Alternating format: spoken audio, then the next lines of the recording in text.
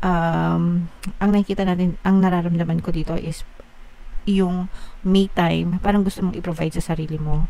Parang wala kang gustong problemahin or wala kang gustong isipin, Aries, right now, kundi puro sarili mo, giving back to yourself. Siguro mga kapiksino, in the past, baka na-take for granted mo yung sarili mo. In the past, baka puro pamilya mo yung naisip mo, baka puro anak mo, puro asawa mo.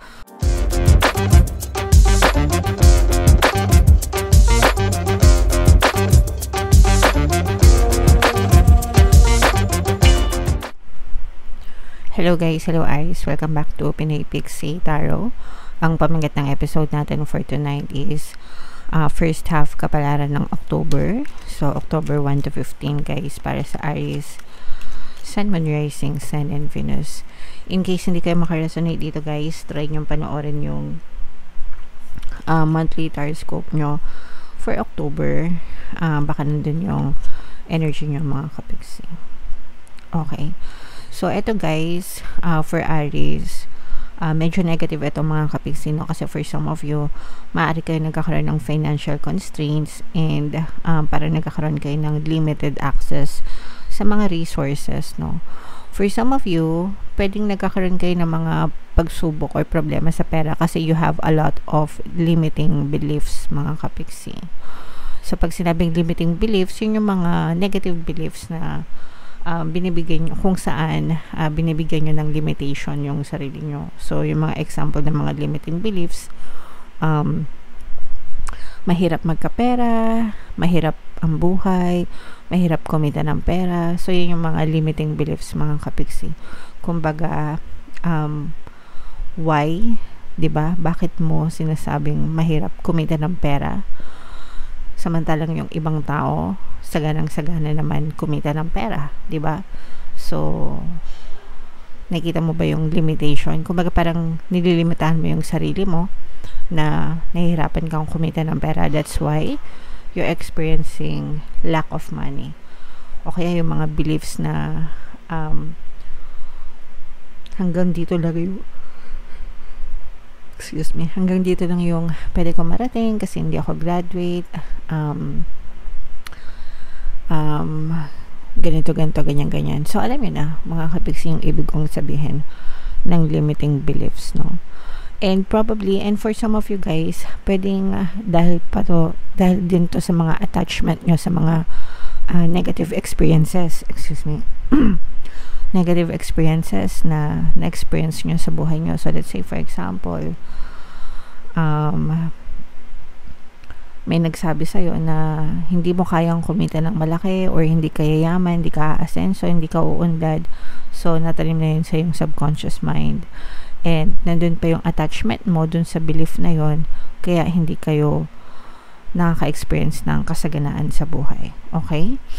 So, you have to overcome this, mga kapiksi, itong mga limiting beliefs para mag-iba din yung takbo ng kaperahan sa inyo. You can affirm, mga kapiksi, no? Yung ina-advise ko palagi sa inyo guys na mag-affirm, especially when it comes to money. Yung mga sample money affirmations na palagi kong sinashare sa inyo, money come to me, palagi ako may pera, palagi ako nagkakapera, I'm the queen of abundance, I'm the king of abundance. So, yung tatlong affirmations na yun, kahit ano naman actually na gusto nyong i-affirm, pwede as long as naka-resonate kayo. Yung tatlong shinare ko sa inyo, it works best for me, kaya sinashare ko sa inyo kasi sa akin may resulta. Kaya ko siya sinashare sa inyo. Okay? You're also being advised, mga kapiksi, na you have to learn to move on sa buhay para hindi kayo ma-stuck, para hindi kayo, kumbaga yung mga old beliefs, especially negative beliefs na pinaniwalaan nyo dati, they are old school, hindi na siya applicable. So, you may want to change your belief para magbago din yung takbo ng buhay mo. So, kung sinabi sa'yo ng nanay at tatay mo na mahirap lang tayo, anak, huwag mong paniwalaan yun. Pwede mo naman sabihin na, okay, mahirap kami, pero aasenso rin ako, uunlad din ako. Yung mga ganun. So, kailangan mo ng contradicting thoughts, no? Na susupport sa iyong desire para umasenso ang iyong buhay. Alright? sa comment down below. Aries, if feeling nyo naka-resonate kayo dyan. Tingnan natin yung ganap sa inyo guys ngayong October 1 to 15. Shuffle ko to mga kapiksi. Habang sinashuffle ko to, panoorin nyo muna yung video natin regarding sa ating paano mag-manifest ng abundance video course. Kapiksi, sawa ka na ba sa mga struggles at hirap sa buhay mo? Masipag ka ba at masikap sa buhay ngunit hindi ka pa rin umaasenso? Ilang beses ka na bang nag-attempt mag-negosyo at mag-invest pero palagi ka pa rin nalulugi? Sa pagkakataon na ito ay maaaring may subconscious beliefs ka na nagiging balakid sa iyong pag-unlad at pagyaman. Introducing, paano mag-manifest ng abundance video course. Dito ay matututunan mo ma-overcome ang mga balakid mo para tuluyan ka ng umunlad, umasenso, sumagana, maging matagumpay, successful at maswerte sa iyong kabuhayan, pera, trabaho, negosyo sa lapi at kaperahan ng bonggang-bongga. Dali, mag-send na ng email sa pinoypixitaro@gmail.com at simulan na ang iyong pagyaman ngayon. Alright, so sa lahat ng gusto mag-avail ng course guys, yung promo natin for October, magbibigay tayo ng free 3-in-1 pampaswerte sa subliminals at pampaswerte sa buhay, sa pera at saka sa love life worth 1,500. Yung freebie na yan kapag nag-avail kayo ng course guys, kaya mag-avail na kayo, sobrang ganda. And meron din tayong bagong course mga kapiksi, paano mawala ang third party at magkaroon ng harmonious na relationship. Para mawala yung mga kabit ng mga jowa nyo guys, 20% discount naman yan until October 31. So, i-avail nyo na guys. Sobrang ganda. So, ito guys, meron ditong presence ng Earth signs, Capricorn, Taurus, Virgo, at saka Air signs, Aquarius, Gemini, Libra. By the way, Aries, kayo ay na-represent ng Queen of Wands sa ating spread. Ito guys, no, parang nakakaramdam ako na medyo, parang nandun kayo sa waiting moment, no? Parang nag-aantay kayo.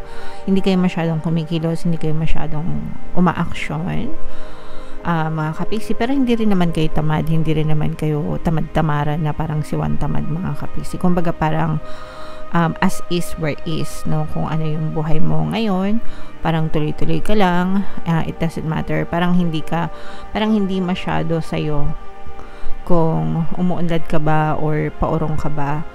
Pero parang feeling ko, naghahanap ka ng tiyempo, no? Parang naghahanap ka ng tiyempo kung kailan ka kikilos, kung kailan yung right time para sa'yo. Kasi for some of you, parang feeling ko, meron kayong mga plano in the future, pero yung plano nyo, hindi pa siya solid, hindi pa siya, okay, ito talaga yung gusto ko. Parang hindi ganun. Parang nasa isip mo lang yung plano mo. Tapos, kung kailan mo gagawin, yun yung question para sa'yo. Yun yung big question. Parang, hindi mo alam kung ito na ba yung right time or kung hanggang kailan ka mag-aantay or parang, kung kailan na lang gusto mo tsaka kakikilos para dun sa mga plano mo. You're taking your time and okay lang naman yun mga kapiksi, no, na parang nagtsatsaga kayo, you're taking your time, pero sometimes you also have to understand that the right time is now, no, because wala naman tayong, yung bukas wala pa, yung kahapon tapos na. The only time that we have is now. So ano bang inaantay mo? 'Di ba? So kung hindi ka kikilos ngayon, kailan pa? So, parang ganun yung gustong sabihin sa'yo ni Universe, Aries. Parang you are being encouraged na this is the right time na kumilos ka.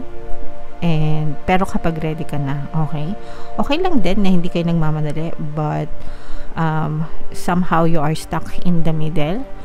So, pwede ka namang kumilos, pero small steps, diba? Baby steps, para hindi ka rin mabigla.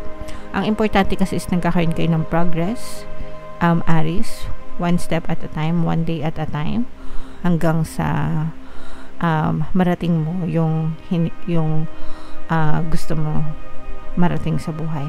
For some of you guys, parang nagfo-focus kayo on your healing. Pwedeng naka-experience kayo ng mga emotional pain or mga kaguluhan in the past. Pwedeng kakatapos lang ng mga problema mo sa buhay, and parang right now gusto mo magpahinga, gusto mo mag-heal, gusto mong ayusin yung sarili mo, and okay lang yan mga kapiksi. Work on yourself, very important yan para talagang maging maayos yung pakiramdam mo sa sarili mo. What else guys? Tingnan pa natin.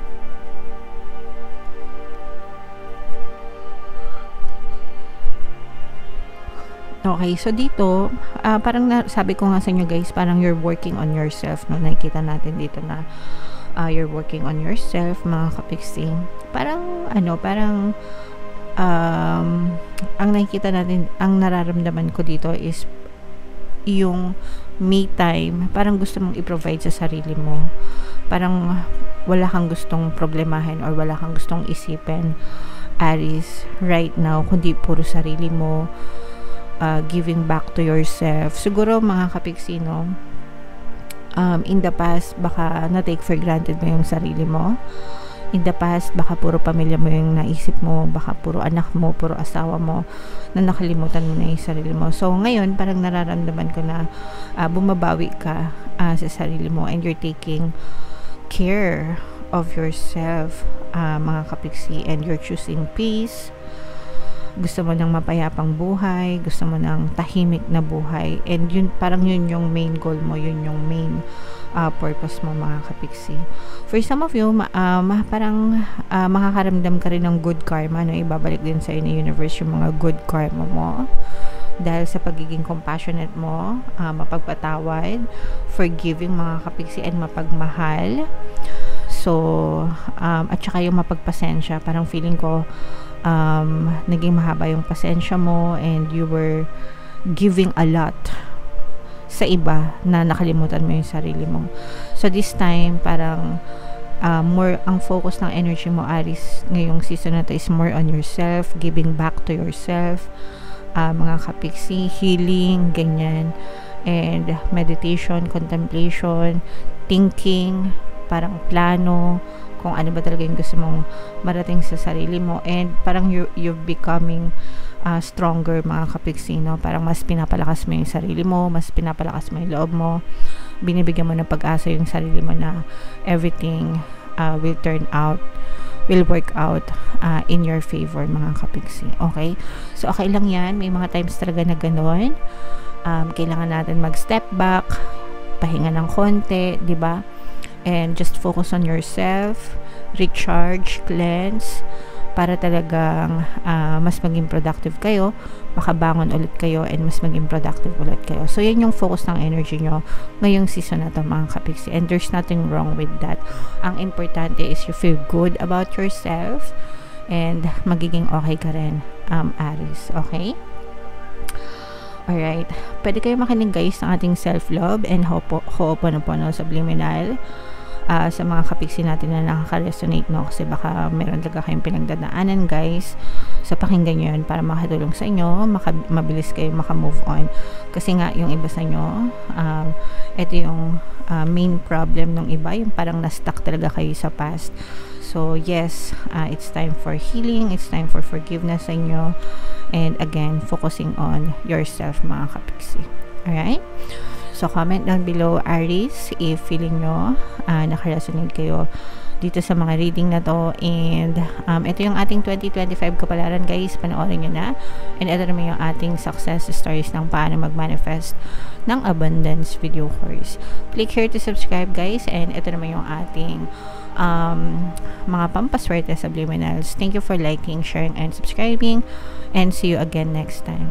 I love you all guys. Have a nice day. Bye bye.